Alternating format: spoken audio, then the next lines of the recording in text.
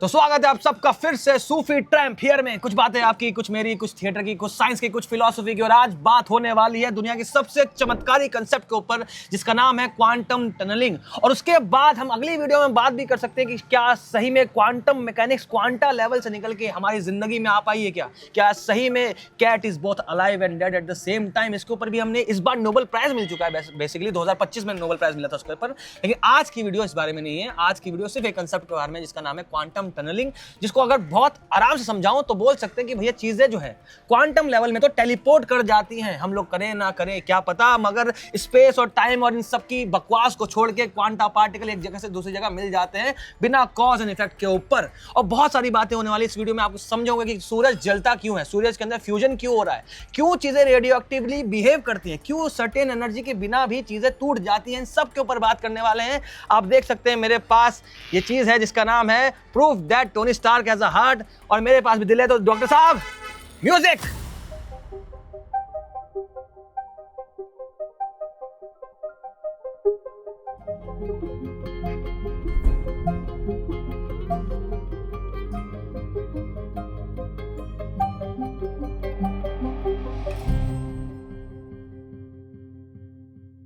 Welcome back to Sufi Tramp here once again, guys. We're very excited today. Yes, Because we are going to be talking about a lot of stuff. yes. So what was the problem? Problem is that कि अगर देखा जाए क्या सही में चीजें existence छोड़ देती है, Exactly. टनलिंग कर देती है। अगर मैं इस चाबी को, इस चीज को मैं कितना भी अपने हाथ पे गिराते रहूं, ये कभी भी मेरे हाथ को बिना फाड़े तो क्रॉस नहीं करेगी अगर इधर उधर है। लेकिन क्वांटम मैकेनिक्स में टनलिंग का मतलब होता है कि एक चीज बिना बीच से गुजरे हुए दूसरी जगह मिल जाती है। Yes. So what is going on here? Let me break it down for you. That is precisely why I am here. Yes. तो क्या हुआ था कि ये प्रॉब्लम क्यों अराइज होती है जब आप ऐसे सवाल पूछते हो कि अगर मैं बार बार अपने हाथ पे गिराऊंगा क्या ये इवेंचुअली दूसरे पार होकर दूसरे नीचे गिर जाएगी। हाँ, तो बिना इसको हम फाड़े। क्यों इतनी सर्टेनिटी से ये चीज कह सकते हैं कि ऐसा नहीं होगा। हाँ, क्योंकि स्पेशली साइंटिस्ट उस जमाने में, मैं 1900s की बात कर रहा हूँ, तभी क्लासिकल फिजिक्स के हिसाब से ये सब चीजें बहुत क्लियरली डिफाइंड थी। डॉक्टर साहब की आप एक चीज नोटिस करना, डॉक्टर साहब हमेशा पुरातन काल से जाके लेके आते हैं टॉपिक को। Guys, because I have to, clear things up for everyone. Yes. I cannot just come here and then just say things and then you will just lap it up. It doesn't happen. लोग video छोड़ देंगे इस पर जल्दी topic. हाँ, तो क्यों बोल रहा है, बकवास क्यों कर रहा है अभी? तो क्योंकि क्लासिकल मैकेनिक्स ने काफी सारी चीजें डिफाइन कर दी थी। मोटा मोटा क्लासिकल मैकेनिक्स ये कहती थी कि भाई जब तक आपके पास सारी चीजें, सारे फैक्टर्स अगर आप मेजर कर पाओगे, दुनिया प्रेडिक्टेबल। हाँ, दुनिया सीधी प्रेडिक्टेबल। हाँ, उन्होंने ये भी कहा था कि एनर्जी हमेशा एक फ्लो में चलती है। मगर फिर आते हैं मैक्स प्लैंक। हाँ। मैक्स प्लैंक ने कहा कि नहीं, ऐसा नहीं है। एनर्जी एग्जिस्ट करती है पैकेट्स में, जिसे उन्हें नाम दिया क्वांटा। मतलब ये डॉक्टर साहब का कहना था कि एनर्जी कंटिन्यूअस चीज माना जाता था पहले, लेकिन बेसिकली बाद में देखा जाएगा कि पैकेट्स में मिलने लगी। इसको नाम क्वांटा दे। क्वांटा मतलब ये होता है छोटे छोटे पैकेट्स। हाँ, यस, छोटे छोटे पैकेट्स। तब तक ज्यादातर प्रेडोमिनेंट थ्योरी ये भी थी कि लाइट भाई वेव है। हाँ, light is not a particle. Light तो दोगली है। Yes, but that we figured out later. हाँ, Einstein sir came. हाँ, He did photoelectric effect, and हाँ. he's like, bro, light is particle. Yes. How? हाँ, अच्छा ठीक है। सबसे पहले वेव की बात कर ले तो आप सोचेंगे यार हमेशा हम इस बात पे क्यों जाते हैं, क्योंकि यार आपको समझाने के लिए क्वांटम टनलिंग का कंसेप्ट जो बहुत भारी है, दिमाग उड़ जाते हैं, तोते उड़ जाते हैं। इसको थोड़े थोड़े बेसिक लेवल पे जाएंगे। पहले हम बात करते हैं, ऑटो की तरह बात नहीं करेंगे, पहले हम ये बात करते हैं छोड़ते हुए कि लाइट इनिशियल टर्म्स में जब हाइगन्स आ गए थे, न्यूटन तो खैर उनको पार्टिकल मानते हैं, लेकिन स्टिल वो सब थ्योरी खत्म हो गई थी। यंग्स भाई आए, यंग्स ने बताया देखो डबल स्लिट चीजें होती है, लाइट इंटरफेरेंस पैटर्न शो कर रही है। ये तभी हो सकता है जब ये चीज वेव हो। सब वेव मान रहे। और वेव की एक खासियत ये होती है कि वेव में एनर्जी जो है वो इंटेंसिटी पे डिफाइन करी जाती है। एम्पलीट्यूड के स्क्वायर पे हम बोलते हैं कि एनर्जी डिपेंड करती है, इंटेंसिटी डिपेंड करती है। एनीवेज जो भी बात है, तो इसका मतलब एक एक्सपेरिमेंट कर लेते हैं। हमें क्या काम करते हैं, मेटल्स जो होते हैं, मेटल आप समझते हैं कि उसके जो आउटर शेल में इलेक्ट्रॉन्स जो होते हैं वो बहुत लूजली बाउंड होते हैं। उनको हम निकाल सकते हैं, मेटल के सरफेस से निकाल सकते हैं, ठीक है, इलेक्ट्रॉन बाहर निकल सकते हैं। तो जब लाइट को उस पर मारा गया, किसी क्या नाम है, मेटल के प्लेट पे मारा गया, हम उसकी इंटेंसिटी बढ़ाने लगे। यस, ठीक है, हम एक सर्टेन फ्रीक्वेंसी से कम वाली लाइट पे जब उसको मार रहे थे, और हम चाहे कितनी भी इंटेंसिटी बढ़ा दे, चाहे कि पूरा का पूरा सूरज जितनी एनर्जी, जितनी रोशनी उस प्लेट पे डाल दे, तब भी इलेक्ट्रॉन बोल रहे भैया हम नहीं निकलेंगे। हम्म, ठीक है, तो इसका मतलब लाइट वेव अगर होती और इलेक्ट्रॉन को मेटल सरफेस को छोड़ने के एनर्जी चाहिए, तो भाई हम एनर्जी तो दे रही हैं। लाइट अगर वेव इंटेंसिटी पे डिपेंड करनी चाहिए एनर्जी, तो ये तो नहीं निकल रहा। फिर देखा गया कि यार चाहे एक बारीक एकदम महीन सी भी लाइट मैं मारूं किसी मेटल प्लेट पर, एक सर्टेन फ्रीक्वेंसी से आगे वाली, ज्यादा फ्रीक्वेंसी वाली, जिसको हम थ्रेशोल्ड फ्रीक्वेंसी कहते हैं, तो इलेक्ट्रॉन बाहर निकल आते हैं। इसका मतलब लाइट की जो एनर्जी है वो डिपेंड इंटेंसिटी पे नहीं कर रही, टेक्निकल टर्म्स में फ्रीक्वेंसी पे कर रही है। अब जब फ्रीक्वेंसी पे कर रही है तो उसके बाद उसको समझा दिया हमारे दुनिया के सबसे तहलका क्या नाम है साइंटिस्ट ने, आइंस्टाइन ने, कि लाइट में जो है लाइट जो है टेक्निकल टर्म्स में फोटोन से मिलके बनती है।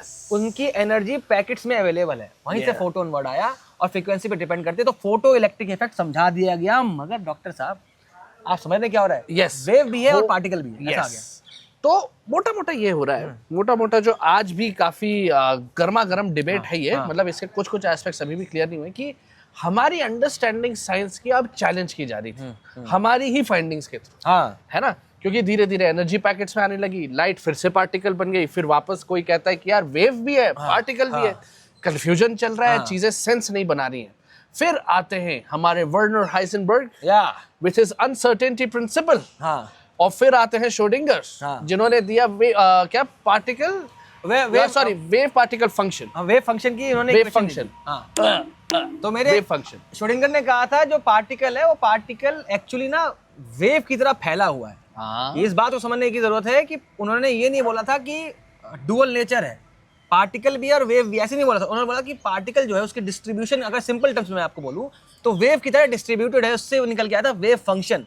और दुनिया की सबसे बड़ी आयरनी ये है कि जिन्होंने श्रोडिंगर ने क्वांटम मैकेनिक्स का मजाक उड़ाने के लिए ये श्रोडिंगर्स कैट का एग्जांपल दिया गया था, और वही आज दुनिया में सबसे फेमस एग्जांपल बन चुका है कि cat is both alive and dead at the same time. ये मजाक के लिए बात की, एंड मतलब मजाक के लिए की गई थी, लेकिन देखिए आप हो क्या रहा है कि ये जब चैलेंज की जा रही है इस नॉलेज को, जो क्लासिकल जो फिजिक्स जब चलती आ रही थी उसको जो चैलेंज मिल रहा है, तो साइंटिस्ट खुद अपनी फाइंडिंग्स को समझ नहीं पा रहे थे। वो ये कह रहे थे यार ये पूरा सेंस नहीं मारता। जैसे आपने कहा कि कॉज एंड इफेक्ट का काइंड ऑफ एक जो अर्लियर अंडरस्टैंडिंग थी वो क्वांटम टनलिंग के थ्रू चैलेंज होती है। वो तो बताऊंगा। फिर मैक्स बॉर्न आते हैं। मैक्स बॉर्न ने कहा यार मैक्स बॉर्न, ठीक है, बॉर्न ने कहा कि यार एक काम करते हैं, ये जो हाइजेनबर्ग ने कहा इसको लो, ये जो श्रोडिंगर ने कहा इसको लो, दोनों की खिचड़ी बनाओ, और इस खिचड़ी को हम नाम देते हैं क्वांटम मैकेनिक्स, है ना? तो अब आई है क्वांटम मैकेनिक्स।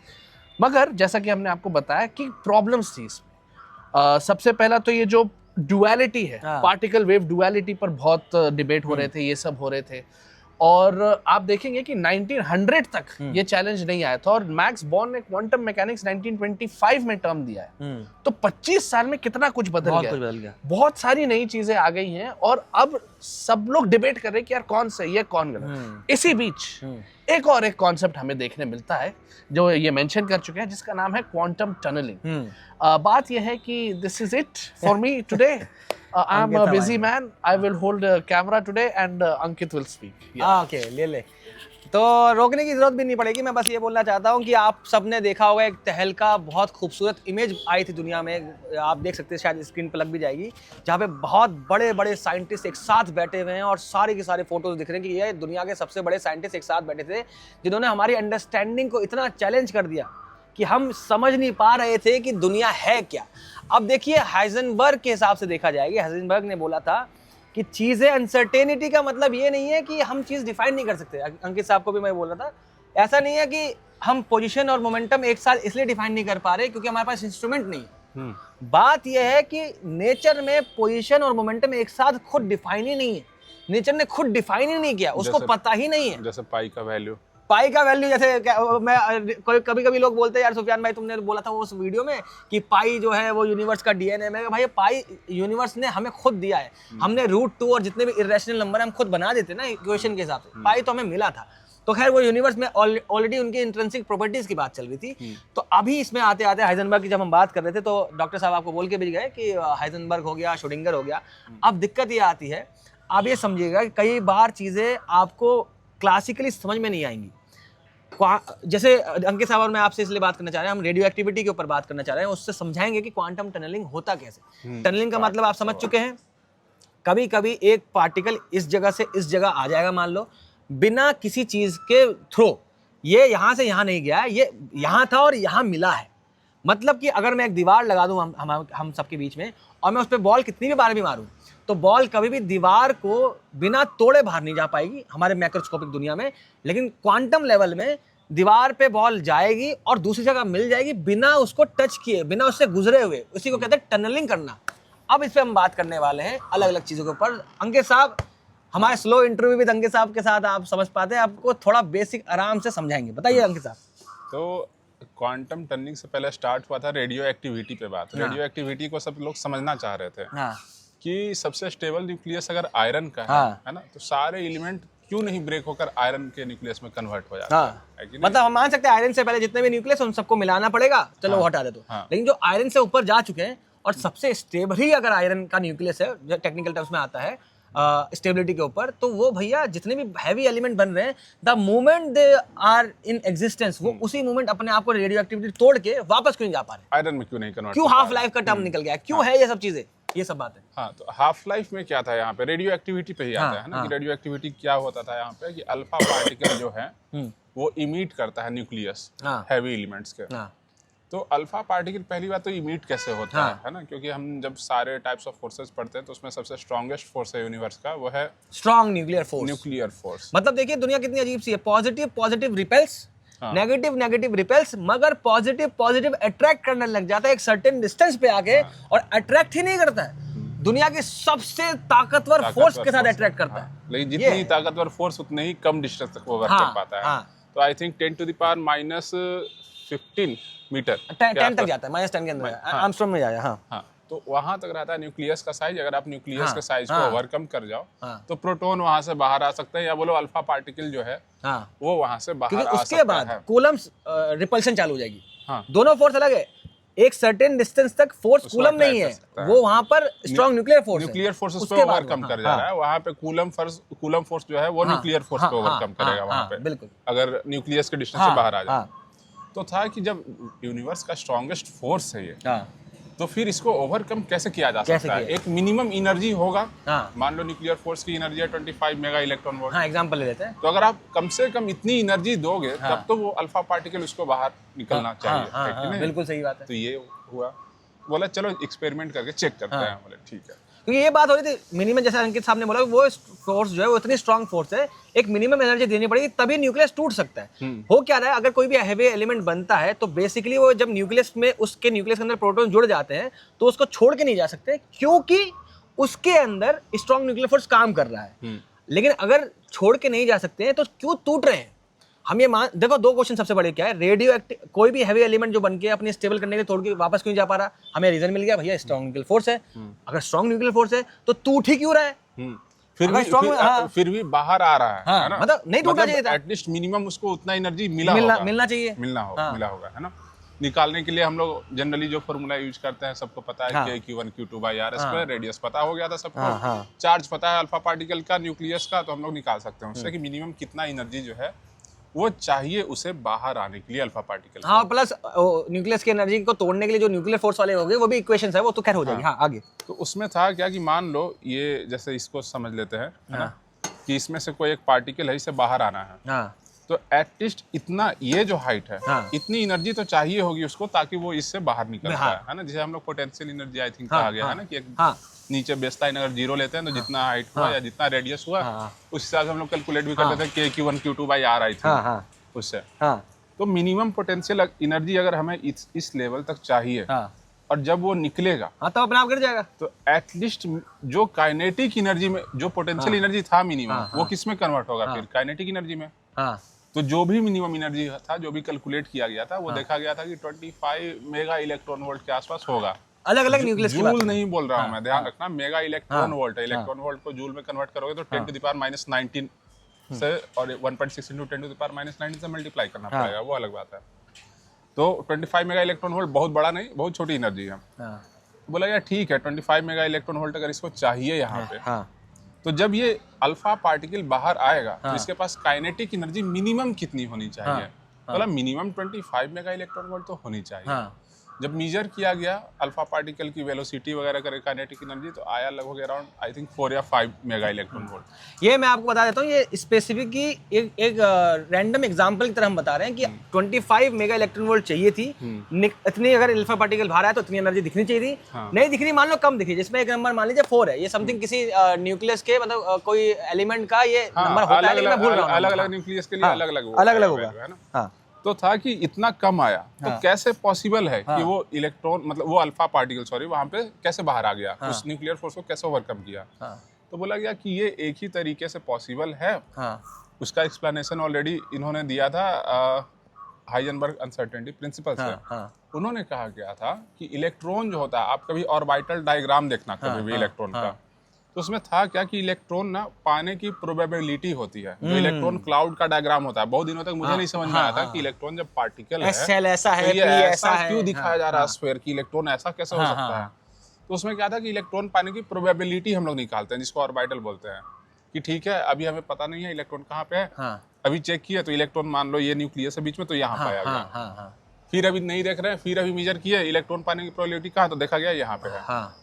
वैसे ही अगर मिलियन टाइम्स आप देखोगे तो 1 इन अ मिलियन आपको ऐसा देखने को मिलेगा कि वो जो इलेक्ट्रॉन है वो इस रेंज में ना आके, ये अगर मान लो जहाँ पे न्यूक्लियर फोर्स वर्क कर रहा है इतने रेंज तक, वो इलेक्ट्रॉन इस रेंज में ना मिलके बाहर मिल गया। अगर वो इलेक्ट्रॉन बाहर है तो इसका मतलब क्या कि वो उस फोर्स को ओवरकम कर गया, उसके रेडियस से बाहर चला गया। तो अभी इलेक्ट्रॉन की बात ये शेल से बताते न्यूक्लियस में चला गया। न्यूक्लियस में जो होगा प्रोटॉन होगा, सॉरी वहाँ पे बाद में रियलाइज हो गया था। तो वहाँ था गया कि इसके फोर्स से अगर बाहर चला गया तब तो वो बाहर जा सकता है। इसी तरीके से यहाँ पे क्या होगा कि अल्फा पार्टिकल पाने के भी प्रोबेबिलिटी होंगे। वो अलग अलग जगह पाया जाएगा।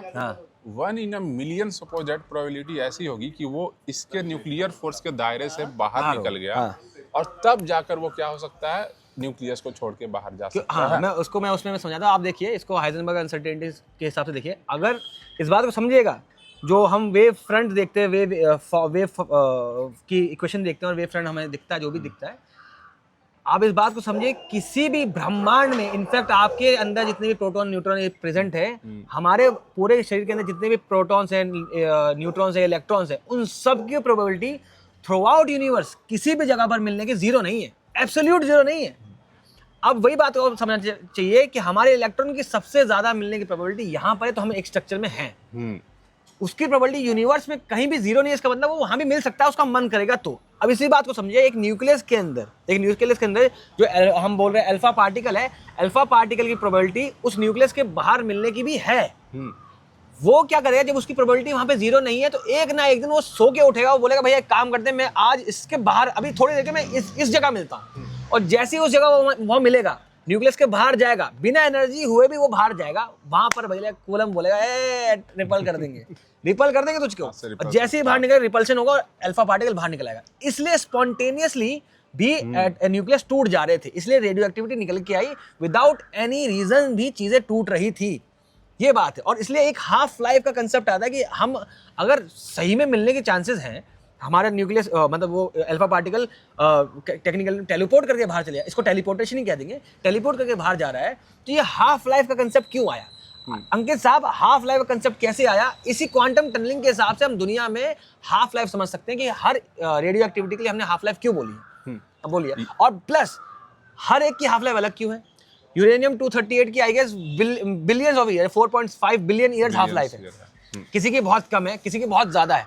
अब बताइए हाफ लाइफ का क्वांटम टनलिंग के हिसाब से देखेंगे, प्रोबेबिलिटी के हिसाब से। यहाँ पे पहले वही था कि टनलिंग फिर क्यों यूज किया गया वर्ड, है ना। तो बोला गया कि ठीक है, अल्फा पार्टिकल को बाहर आना था इसमें से, तो मिनिमम चाहिए था 25 मेगा इलेक्ट्रॉन वोल्ट, लेकिन मिल गया कि कितना 4 मेगा इलेक्ट्रॉन वोल्ट उसका जो है काइनेटिक एनर्जी मिला। मतलब बिना 25 मेगा इलेक्ट्रॉन वोल्ट गए वो कैसे बाहर आ गया? तो बोला यहाँ से बाहर निकलने का एक ही तरीका है कि ये रास्ते को ना लेकर के यहाँ पे ऐसे डिग किया होगा कुएं को और इधर बाहर निकला। इसीलिए इसका नाम दिया गया टनलिंग, क्वांटम टनलिंग, क्योंकि अभी तक क्वांटम पार्टिकल्स पे ये पाया गया है ना, मैक्रोस्कोपिक पार्टिकल पे नहीं पाया जाएगा। ठीक है।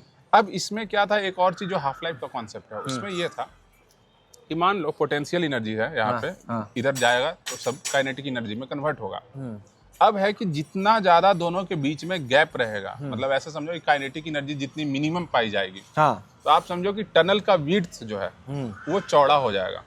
चौड़ा हो जाएगा, इसका मतलब क्या है, प्रोबेबिलिटी जो है फाइंडिंग करने की अल्फा पार्टिकल को बाहर पाए जाने की, हाँ, वो बहुत मतलब डिक्रीज कर जाएगा। हाँ, अगर टनल का विड्थ अगर आप थोड़ा सा ही बढ़ाते हो, हाँ, तो अल्फा पार्टिकल को यहाँ से यहाँ आने में हाँ, इसकी प्रोबेबिलिटी जो है मिलियन और बिलियन टाइम्स डिक्रीज कर जाएगी। हाँ, यही अगर आप टनल का साइज थोड़ा सा छोटा करते हो, तो यही प्रोबेबिलिटी यहाँ से यहाँ पाए जाने की बिलियन ऑफ टाइम्स इंक्रीज कर जाएगी। जैसे मैं इसको इस वे में समझाता हूँ, अगर आप देखें हाइजेनबर्ग अनसर्टेनिटी प्रिंसिपल के हिसाब से समझाते हैं, पोजीशन और मोमेंटम दोनों एक साथ डिफाइन नहीं हो सकते, ठीक है। अगर मान लीजिए उस न्यूक्लियस के अंदर जो भी अल्फा पार्टिकल है एक सर्टेन दायरे के अंदर होना चाहिए, मतलब कि उसकी पोजीशन टेक्निकल टर्म्स में कह ले एक सर्टेन दायरे में आ रही है, सर्टेन दायरे में आ रही है और उसके पास मोमेंटम ज्यादा होगा, तो चांसेस है वो भाग, समझ रहा है। अगर हम लोग इसको इस वे सिंपल वे में समझने की कोशिश करते हैं, जितना अल्फा पार्टिकल के अंदर उस न्यूक्लियस के अंदर एनर्जी होगी उतने ज्यादा चांसेस होंगे कि वो टनल करके बाहर निकल जाए। जितनी कम होगी उतने कम चांसेस होंगे वो टनल करके बाहर निकल जाए, क्योंकि पोजीशन और मोमेंटम एक साथ डिफाइन नहीं है। अगर तुमने एक हाई मोमेंटम वाली चीज को एक सर्टेन दायरे के अंदर लिमिट कर दिया, तो चांसेस ये हो सकते हैं कि वो अपनी डेफिनेशन ऐसे तोड़ दे, उसकी प्रोबेबिलिटी ज्यादा बढ़ जाए तोड़ के बाहर निकलने की, एग्जिस्टेंस मिलने की बाहर ज्यादा प्रोबेबिलिटी मिल जाएगी। इसलिए एनर्जी के ऊपर डिपेंड करता है। इसी तरीके से इसका हाफ लाइफ भी डिसाइड किया जाता है कि मान लो कोई एलिमेंट है ना, अब उसके लिए जो टनल का साइज है वो छोटा है, ठीक है, तो प्रोबेबिलिटी क्या हो जाएगी, बढ़ जाएगी उसकी बाहर जाने की, मतलब कि वो जल्दी डिके होगा। यही अगर टनल का साइज आप बढ़ा दो, तो प्रोबेबिलिटी क्या होगी, अल्फा पार्टिकल को यहाँ से यहाँ पाए जाने की बहुत ही ज्यादा कम होगी, जिसके कारण उसका हाफ लाइफ क्या होगा, बहुत ही ज्यादा हो जाएगा। अब हाफ लाइफ कैसे डिसाइड करेगा, तो वो प्रोबेबिलिटी का खेल है। वो पूरा श्रोडिंगर भाई ने अपना इक्वेशन देके चले गया, आप उससे कैलकुलेट भी कर सकते हो और एग्जैक्टली वही निकल के आने लगी थी। कि मान लो कि 1 ग्राम कोई आप पार्टिकल लेते हो, सपोज एग्जांपल के लिए है कि 1 ग्राम कोई आप पार्टिकल लेते हो, उसमें से अल्फा पार्टिकल जो है वो एक दिन में एक अल्फा पार्टिकल सपोज बाहर चला गया, तो 5 दिन में ऐसा समझो, अगर फॉर एग्जांपल ले कि मान लो सपोज 6 महीने में वो अल्फा पार्टिकल ऐसे बाहर आने की प्रोबेबिलिटी जो है, अगर आधा मास उसका बाहर चला गया, 10 ग्राम से 5 ग्राम हो गया, वो मान लो हाफ, मतलब 6 महीने में, तो उसका हाफ लाइफ हम लोग क्या बोलेंगे, 6 महीने, ठीक है। इसी तरीके से जितने भी रेडियो एक्टिव एलिमेंट है उनका अगर आप हाफ लाइफ कैलकुलेट करोगे, तो एक अल्फा पार्टिकल को बाहर जाने के लिए बहुत लॉन्ग ड्यूरेशन चाहिए होता है ना। अब सारे वैसे 50% को अगर बाहर जाना है धीरे धीरे करके, है ना, तो सारे प्रोबेबिलिटी को जब ऐड किया जाता है तो देखा गया किसी एलिमेंट के लिए 16,000 ईयर है हाफ लाइफ, किसी एलिमेंट के लिए 48,000 ईयर है, किसी एलिमेंट के लिए 4.5 बिलियन ईयर है, किसी के लिए माइक्रो सेकंड में भी आती है, हाँ, किसी के लिए माइक्रो सेकंड में भी आएगा, तुरंत ब्रेक हो जाएगा, अनस्टेबल न्यूक्लियस है। बात सारी की सारी यही है कि क्वांटम टनलिंग के हिसाब से ही चीजें न्यूक्लियस छोड़ के बाहर निकल के आ रही है। बिलियंस एंड बिलियंस ऑफ अगर न्यूक्लियस एक साथ पड़े होंगे, उनके ऊपर प्रोबेबिलिटी विद टाइम इंक्रीज कर जाएगी। भैया इतने सारे एटम्स के न्यूक्लियस के अंदर पाए जाने वाले अल्फा पार्टिकल बाहर निकलने की प्रोबेबिलिटी हर इंडिविजुअल की तो एक सर्टेन अमाउंट की है, बहुत सारे हो जाएंगे, उसके बाद बहुत समय दे देंगे तो आधे के आधे चांसेस बन जाएंगे कि आधे के अंदर से वो निकल के बाहर आ चुका होगा, अल्फा पार्टिकल बाहर निकल आ चुका होगा। इसलिए हाफ लाइफ के हिसाब से हम इसको ऐसे डिफाइन करते हैं, हाफ लाइफ इसलिए डिफाइन हो जाती है। सारी चीज प्रोबेबिलिस्टिक में ही है कि कोई एटम न्यूक्लियस टूटेगा नहीं टूटेगा, प्रोबेबिलिस्टिक ही है, लेकिन सब जब वक्त उसको दायरा लंबा कर देंगे तो probability initially with time add हो जाती है। इसलिए हाफ लाइफ के लिए बहुत समय के बाद चीजें टूटने लग जाती है, कह सकते हैं टूटती है। इवन कितने एलिमेंट्स जो हैं उनको हम लोग स्टेबल बताते हैं ना, ये सारे एलिमेंट जो है स्टेबल है, तो ऐसा नहीं है। उसको स्टेबल इसलिए हम लोग बोलते हैं क्योंकि उनका जो हाफ लाइफ पीरियड है डीके होने का, जिसमें कि वो आधा ब्रेक हो गया, वो ट्रिलियन ऑफ ईयर्स शायद ज्यादा होंगे, है ना, trillion of years, billion years. वही तो जैसे यूरेनियम 238 का जो हाफ लाइफ है वो 4.5 बिलियन ईयर्स है। आप रुको 4.5 बिलियन ईयर्स, वो आधा जिंदा रहो वो टूटेगा आधा।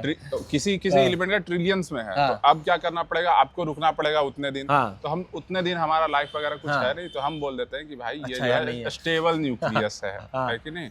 तो जैसे गोल्ड वगैरह जो है जो कि बहुत ज्यादा स्टेबल होता है, हम लोग बोलते हैं गोल्ड जो है जल्दी डीके नहीं करता है, डीके करता है वो भी, लेकिन उसका half life period trillions of year होता है, इसके कारण हम लोग उसको स्टेबल बोलते हैं। अब आते हैं इसके प्रैक्टिकल एप्लीकेशन पे, है ना। तो सन का जैसे है, ये चलो मैं बताता हूँ, ये इसमें ये है। अब अगर आप देखेंगे चीजें, हमारे सन के अंदर जो कोर के अंदर टेम्परेचर अवेलेबल है, या फिर आप समझिए फ्यूजन के लिए भी एक सर्टेन एनर्जी चाहिए। अगर हम क्लासिकल मैकेनिक्स में जाएंगे, क्लासिकली देखा जाएगा कि हमें 4 प्रोटॉन को पास मिलाना है हीलियम का न्यूक्लियस बनाना है, एग्जांपल के तौर पे चल रहे हैं, क्लासिकल फोर्स के हिसाब से कैलकुलेट करिए तो आपको लगेगा कम से कम इतना टेम्परेचर चाहिए और इतना प्रेशर चाहिए, तब जाके ये लोग मिलेंगे। हमारे कोर, सन के कोर के अंदर जो टेम्परेचर है वो उतना नहीं है, मैं एग्जैक्ट नंबर भूल रहा हूँ, लेकिन जितना न्यूक्लियस मतलब जितना हाइड्रोजन एटम्स को फ्यूज करा के हीलियम बनाने के लिए टेम्परेचर चाहिए और प्रेशर चाहिए, वो इतनी अवेलेबल कंडीशंस नहीं है। फिर यहाँ पे क्या होता है, billions and trillions of hydrogen atoms, कह लीजिए हाइड्रोजन एक न्यूक्लियस कोलाइड मार रहे हैं, अंदर कोलाइड कर रहे हैं, उनके अंदर क्वांटम टनलिंग होने की प्रोबेबिलिटीज है, क्योंकि माना हमारे पास इतनी एनर्जी अवेलेबल नहीं है कि हम 2 प्रोटॉन को, एग्जांपल लेके चलिए 4 प्रोटॉन को मिला के न्यूक्लियस बना सके, इतनी एनर्जी हमारे पास नहीं है। मगर क्वांटम टनलिंग ये बोलते हैं कि कभी कभी चीज़ें अपने एग्जिस्टेंस छोड़ के टनल करके एक दूसरी जगह पहुंच सकती है। मतलब कि मान लीजिए 2 प्रोटॉन आ रहे हैं, एनर्जी नहीं है, मिलेंगे नहीं, लेकिन हाँ रिपेल कर देंगे, लेकिन कभी कभी क्वांटम टनलिंग बोलते हैं काम करते हैं यार, एनर्जी नहीं कोई बात नहीं, यहाँ मिल जाओ, एग्जिस्टेंस यहाँ से यहाँ आएंगी, अरे स्ट्रॉन्ग न्यूक्लियर फोर्स ने पकड़ लिया उसको। हाँ, 10 to the power -6 metre I think उसका लिखा हुआ रहता है ना, न्यूक्लियर फोर्स का दायरा शायद 10 to the power -6, मुझे एग्जैक्ट नंबर याद नहीं है, कमी -10 में जाता है, आर्मस्ट्रॉन्ग के अंदर होता है। तो बेसिकली एक सर्टेन दायरे के अंदर आएंगे, और क्वांटम टनलिंग की वजह से हमारे सन के अंदर भी फ्यूजन हो रहा है।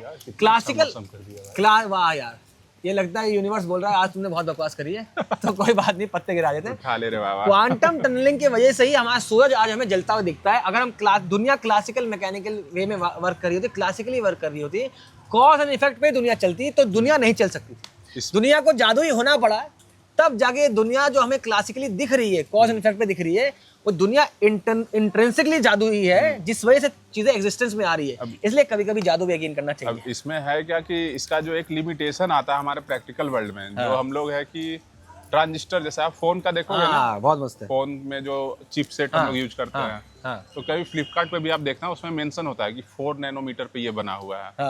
आईफोन का साइज 4 नैनोमीटर के आसपास बना हुआ है, तो हम लोग कोशिश करते हैं कि उस साइज को और छोटा करें। छोटा क्यों करें? क्योंकि उसमें ज्यादा से ज्यादा ट्रांजिस्टर हम लोग फिट कर पाएंगे। फिर ज्यादा ट्रांजिस्टर क्यों फिट करना है? प्रोसेसिंग फास्ट करने के लिए।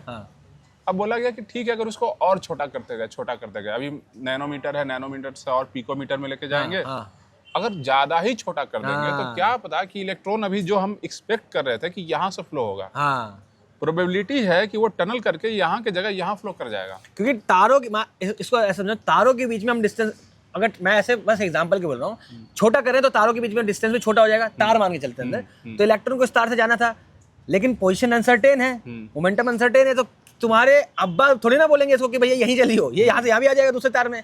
इसकी वजह से प्रोसेसिंग खत्म हो जाए, इसलिए ट्रांजिस्टर्स का भी एक सर्टेन दायरे तक ही आप ट्रांजिस्टर को छोटा कर सकते हो, वरना क्वांटम टनलिंग जब इफेक्ट में आ जाएगी तो हम चीजें वर्क नहीं कर पाएंगे। उसी के लिए यूज करना था, आउटपुट कुछ और भेज देगा कुछ और, उसके बाद आपके फोन पे सूफी ट्रैम दिखना चाहिए था, दिखने लगेगा कोई और चैनल, वर्ल्ड एशियम।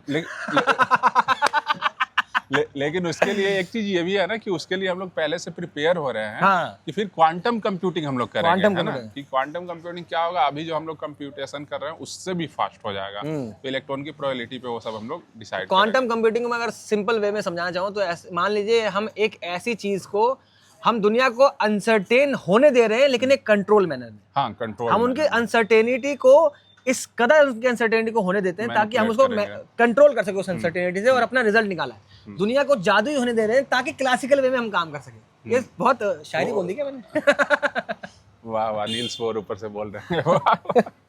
तो ये था इसमें, लेकिन ये ध्यान रखने की अभी क्या चीज है कि क्वांटम पार्टिकल्स पे ये देखी गई थी, है ना, मैक्रोस्कोपिक पार्टिकल पे अभी जस्ट 2025 में जो मिला है, तो वीडियो बनाएंगे अलग से यार, उस पे अलग से एक बनाएंगे कि नोबेल प्राइज 2025 में क्यों मिला। 2025 का नोबेल प्राइज ने ये साबित कर दिया कि क्वांटम मैकेनिक्स की ये टनलिंग कह लीजिए, क्वांटम मैकेनिक्स सिर्फ क्वांटा लेवल तक ही एप्लीकेबल नहीं है, मैक्रोस्कोपिक जो हम दुनिया में कह लीजिए, हमारे साइज के कह लीजिए, जो मैक्रोस्कोपिक दुनिया, वहां पर भी क्वांटम मैकेनिक्स के एप्लीकेशंस हमें आंखों से दिख रहे हैं, इन टर्म्स ऑफ कि मैक्रोस्कोपिक भी क्वांटम वे में बिहेव कर सकते हैं।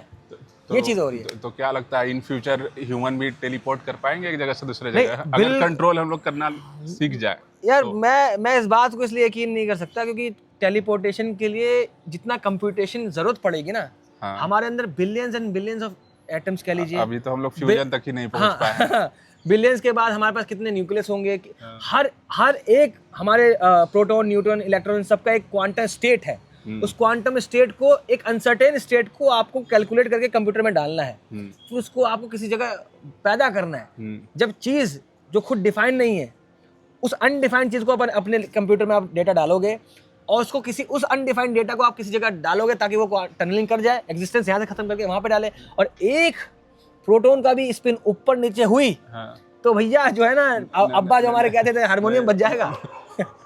मुझे लगता है कि अगर न्यूक्लियर फोर्स का जो रेंज है, जो चूंकि बहुत ज्यादा स्मॉल है, अगर न्यूक्लियर फोर्स का रेंज 2 मीटर होता तो शायद हम भी अभी टेलीपोर्टेशन हो रहा था। मैं अभी आपको यहाँ दिख रहा था, फिर सुफियान यहाँ दिख रहा था, मैं इधर, कभी डॉक्टर साहब यहाँ, मैं इधर दिख रहा था। अचानक से आप देखने लगेंगे ये सुफियान का चैनल वर्टेशन बन गया है तो ऐसा हो जाएगा। तो ये बातें थी, आई गेस हमारे हिसाब से हो गया। अगली वीडियो में हम लोग बात करेंगे मैक्रोस्कोपिक एप्लीकेशन जो इसके ऊपर हुई थी।